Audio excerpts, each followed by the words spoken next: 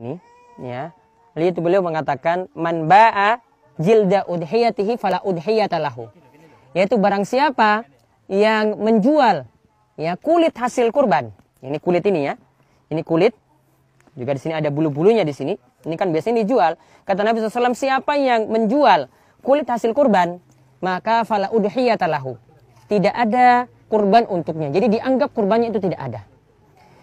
Maka ada dua hal penting yang perlu diperhatikan, dan ini yang biasa dilanggar oleh orang yang berkurban atau oleh panitia kurban. Pelanggaran yang pertama, mereka itu dengan sengaja menjual kulit. Padahal yang namanya kurban kita itu bertakarrub, ya, mendekatkan diri kepada Allah Subhanahu wa taala dengan hasil sembelihan kita. Dengan darah yang kita keluarkan dari hewan tersebut, ya, dengan daging-dagingnya di sini kita berkurban, dengan itu semuanya. Maka hasil dari sembelihan tadi tidak boleh sama sekali untuk dijual dan dicari untung. Ya, sebagian orang misalnya hasil kulit ini dijual kemudian dapat uang, jadikan kas masjid, uang kas masjid.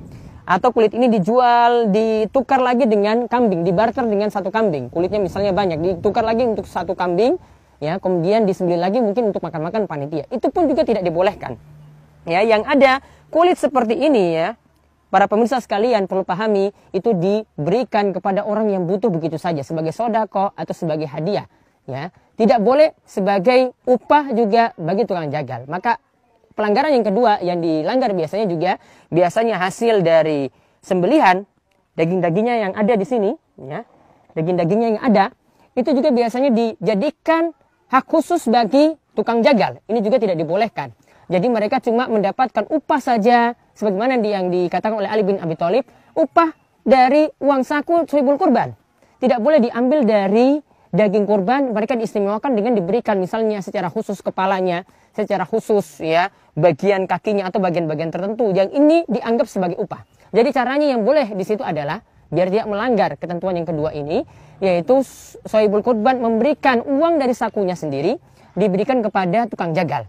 Misalnya dia untuk kambing untuk menyembelih, ya, itu nanti kena biaya 50.000, maka diberikan kepada dia 50.000. Kalau memang dia itu miskin, dia diberikan jatah sebagaimana orang-orang miskin yang lainnya, tidak masalah. Jangan dia itu diistimewakan.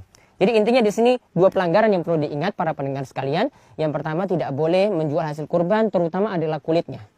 Ya, mau ditukar pun dengan kambing tidak boleh, dijual begitu saja juga tidak boleh. Kemudian yang kedua, tidak boleh tukang jagal diberi upah dari hasil kurban. Karena kalau diberi upah itu sama saja kita mengeluarkan iwat.